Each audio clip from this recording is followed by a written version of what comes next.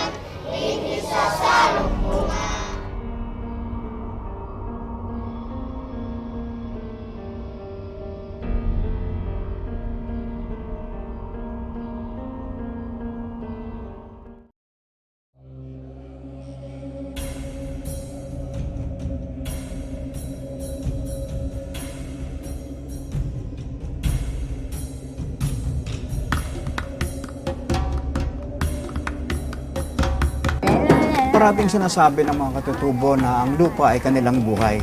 Kung mawala yung kanilang lupa na kung saan yung kanilang kultura ay siyang umusbong at sila kanilang pinapractice, palagay ko ay maglalaho rin ang kanilang bilang pagkatao.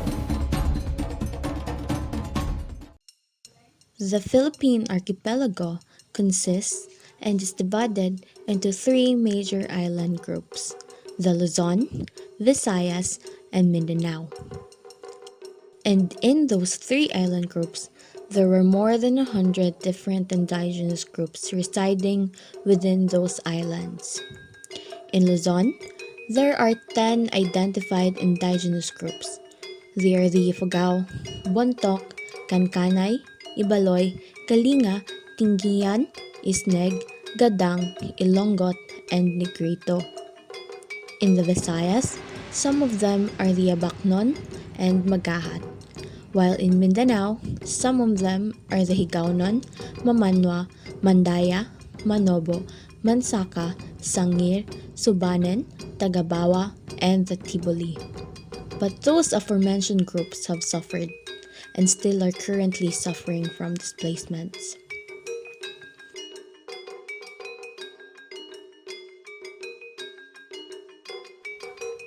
Displacement affects many different indigenous groups for a lot of different reasons.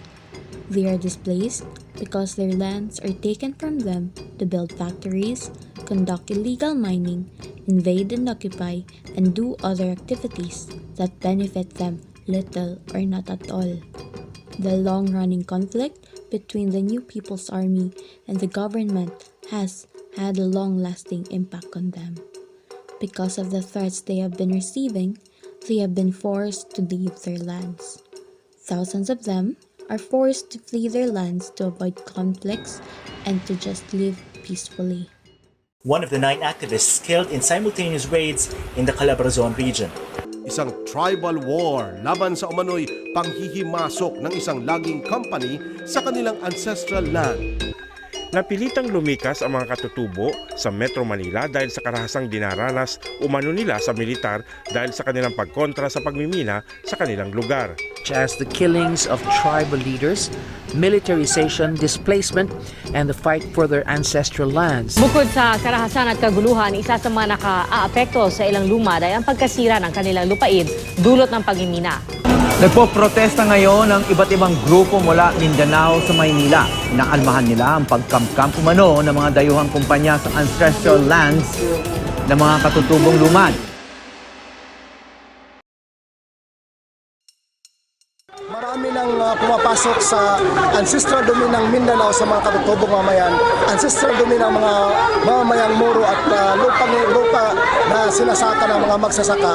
Ito ay pinapasok na ng mga dambuhalang kumpanya ng pagmina, dambuhalang kumpanya ng plantasyon.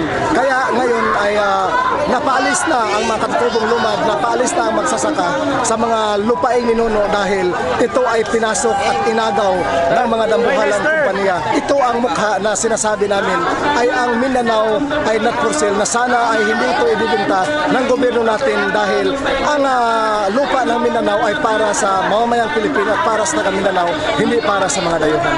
Para sa amin ay parang walang kinabukasan ang mga Lumad kung hindi ito matutulan ang programa ng gobyerno na pinapayagan ang mga dambuhalang kumpanya ng pagmimina na pumapasok sa aming ancestral domain dahil ngayon ay sa pilitang inaatake ang mga paaralan namin ng mga militar, sa pilitang inaatake ang mga komunidad namin ng militar at patuloy yung extrajudicial killing sa Mindanao.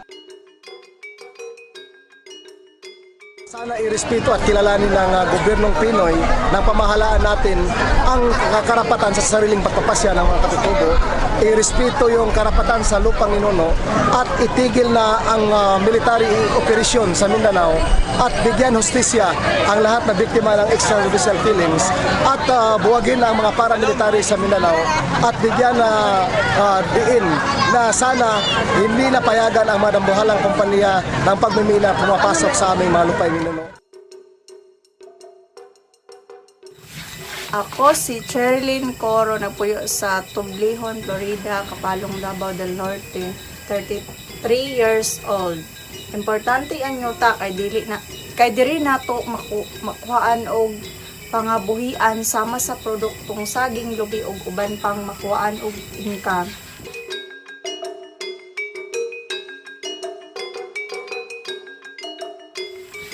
Ang problema nga nasalamuha namo habang nagpuyo diri kay ang landslide, transportation o baba nga presyo sa mga produkto.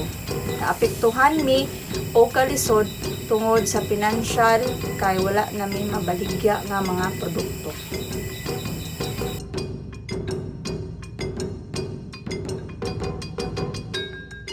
Una, nakasal sa batas na ang komunidad ay dapat bigyan ng royalty sa anumang proyekto na pangkabuhayan sa loob ng ancestral domain, yung pinagkikitaan. Kung walang usapan, automatic 1% royalty. Katulad nito, mayroon isang mining company na gustong pumasok sa ancestral domain. Hindi po yan aprubahan ng Bureau of Mines, yung project na yan. Unang-una, kung walang pahintulot ang komunidad ng tribo. So, ang mangyari niyan, sila ay makipag-usap sa NCIP, Regional Office o Provincial Office. Then sila ay i-process muna ng NCIP kung sila na ba ay legitimate na nangangalakal. So, dito meron tinatawag tayo na First Assembly. Kausapin ng NCIP ang komunidad ng tribo, reminding them sa kanilang mga karapatan, sa kanilang mga nakasulat sa IPRA kung ano mga ngayon. At sila ay may karapatan din na mag-approve, disapprove kahit sinong papasok. Pag naayos na yan, na-explain na yan, it has to be repeatedly done every time may papasok ng investor. Most of those indigenous groups are farmers and traders, and they are known to live a traditional life. Because many of the island's natural resources, especially minerals, are in the Lumad territory, they are frequently attacked and their ancestral domains are encroached upon by outsiders, causing them to be displaced. In turn, such development aggression becomes the breeding ground of the National Democratic Revolution and the Communist insurgency. Those ancestral lands are their homes and are their source of livelihood.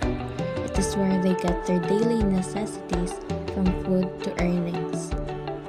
Their lands are part of their cultures, tradition, and rituals. It plays a huge part of their lives. Their lands are rich in different resources, thus making it their Ginintuang Lupain.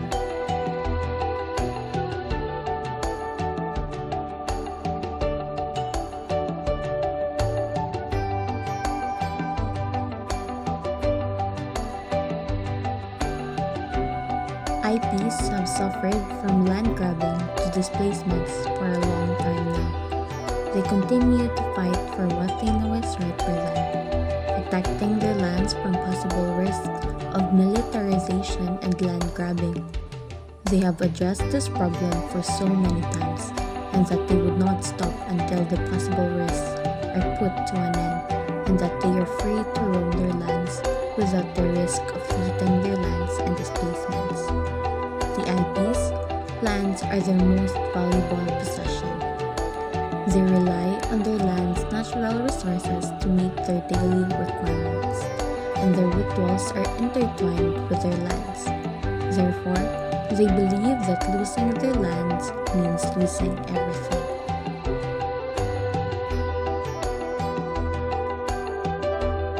The IPs of our country have suffered and protested enough. Now, it is our time to help them bring back the lands they long for. Una, una. Kaya kita malanguna ning yuta, natapuno sa bugmaong kultura. Dili usa sa kaliwatong kasaysayan, sa pagtibisok, batok sa pagkadaot. Kaya kita malanguna ning yuta, natapuno sa paglaom o mga damo.